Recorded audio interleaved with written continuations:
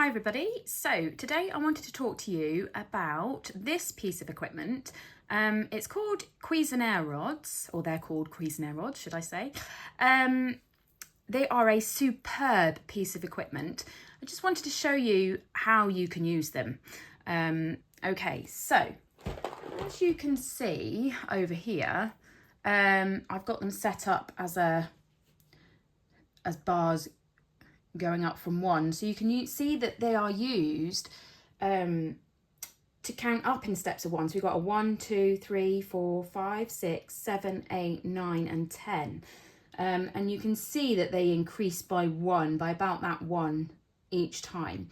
So you can use them at the very beginnings of maths for children to spot patterns, but it's very visual and it's a really good piece of equipment.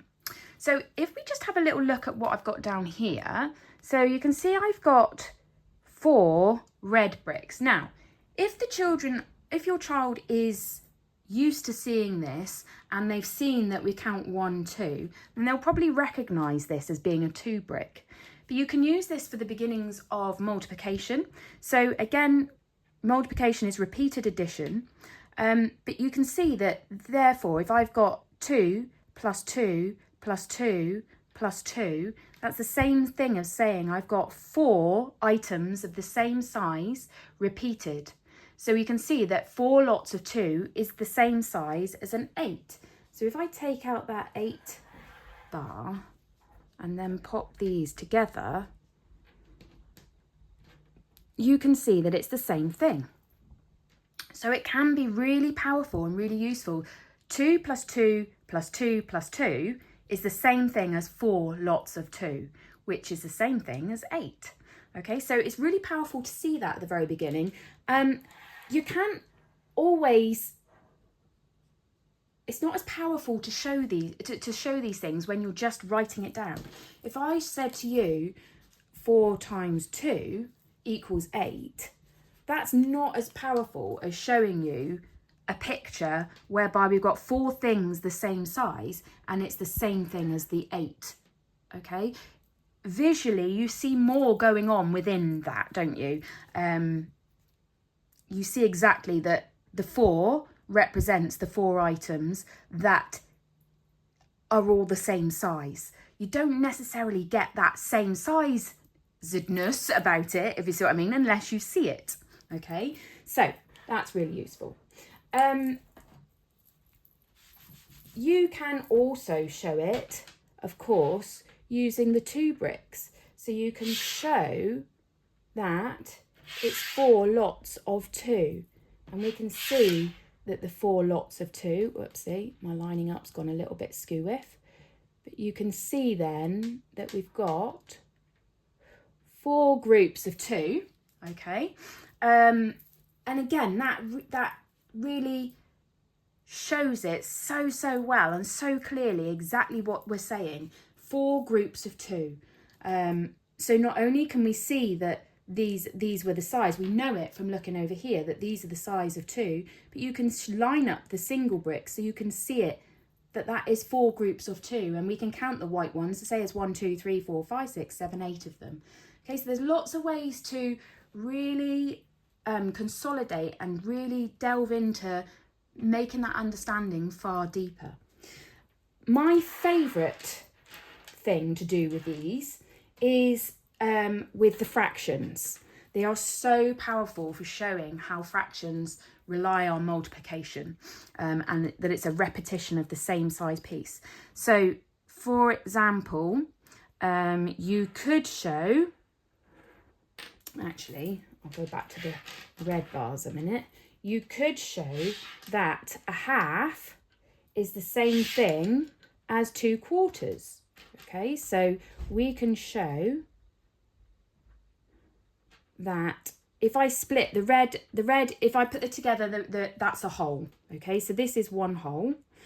If I separate it and split it into 2, okay, I've got the red one is a half. It's 1 piece out of 2. Okay, but you can show that also the white is a whole as well. It's the same size whole, but it's split into 4 pieces. And you can see quite clearly that this half here is the same thing as 2 pieces out of 4. So a half is equal to 2/4, okay? Really powerful again to see that and delve deeper.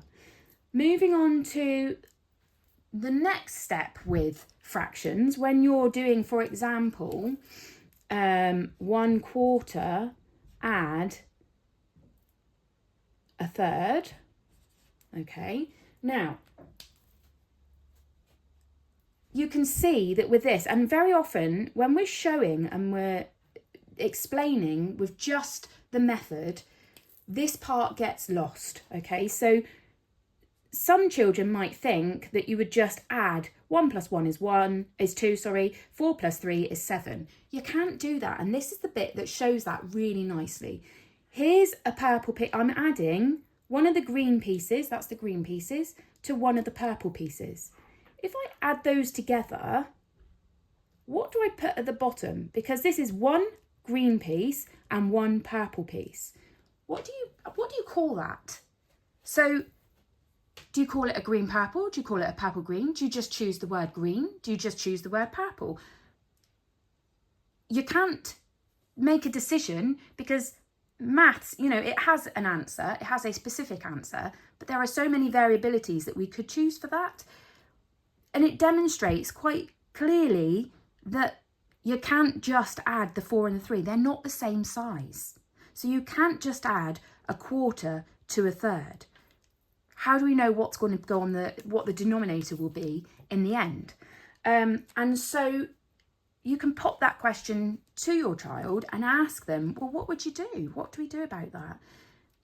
The answer is that we split each of the pieces into more pieces, thereby making them the same size. Now, with multiplication, you know that we can do 4 times 3 and it makes 12. If we think about the 4 times table and the 3 times table, let's just jot that down. Okay, so there's my 4 and my 3 times table. You need to find a number that is in both times tables, because the quarters will be based on the 4 times table. The thirds will be based on the 3 times table. So if we can find a number that is the same in both, I know that I can split quarters into 12ths and I can split thirds into 12ths because it's within the same times table. It's a repetition of the same number, isn't it? So yeah, so what I do then is we can mark it to show it really clearly, okay? So we've picked out the fact that we can change both of these into 12ths. So I'm going to change quarters into 12ths and I'm going to change thirds into 12ths. And in doing that, I'll have all the same size pieces, which means I can then add the pieces together. So first job is to change the quarters. So I'm just going to move the purple pieces out of the way a minute so you can see this. So here's my quarters. How do I change 4 pieces into 12 pieces? Now remember, you have to do exactly the same to every single piece because it has to be a repeat of the same size, doesn't it, with fractions? So how do I get from 4 to 12? Well, I'm going to split each piece into 3 because 4 times 3 makes 12. So I'm splitting every single piece into thirds. So let's split them all. Whoops. Hopefully this will work out. Okay, so now if I look at that, what I've actually got is 1, 2, 3, 4, 5, 6, 7, 8, 9, 10, 11, 12. I've got 12 pieces, okay? The one piece that I was talking about originally is now in 3 pieces. So 1 times 3 is 3. And you can see going alongside this, it's such a powerful tool to use because you can see what's going on as you go. This isn't explained. The depth that this gives just isn't there when you just use the method, okay? So let's now go to the thirds, the purple pieces. So how do we split these 3 pieces into 12 pieces? Well, every piece has to be split into 4. It's split differently, but it will make all the pieces the same size.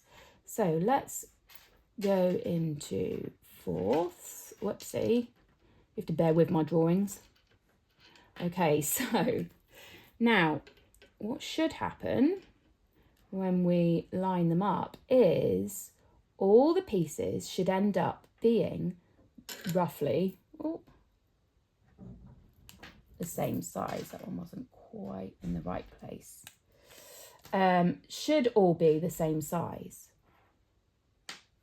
Oopsie. You get the idea. So when all the pieces are the same size, with all the lines lining up, you will see that then if I take my original pieces, they're all in 12ths now. So this is 3 pieces out of 12, and this is 4 pieces out of 12.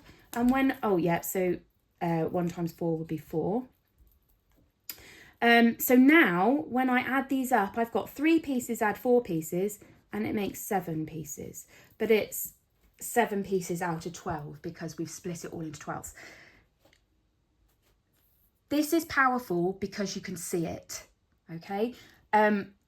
We've explored in previous videos using the Deans and how that is really, really powerful for understanding place value. This is really powerful in understanding how multiplication is a repeat of the same number again and again and again. So with these green ones, we've got a repeat. We've got 3, 3, 3, 3, making 12 pieces altogether. In the purple, we've got 4, 4, 4, making 12 pieces altogether. It's showing that repeated addition, the link with the multiplication and how that happens within fractions, okay? You don't get that from the written alone. That's why this is such a powerful resource. I'd love to see how you use this, so drop me a comment if you use it for other things. I'd probably use it for multiplication and for fractions the most. There are lots of other things you can use it for as well. Algebra is another one, so perhaps we'll look at that at another date. But yeah, what do you think? Check out my other videos, and if you like what I'm showing you, then like and subscribe, share it with other people as well, and I will see you on the next video.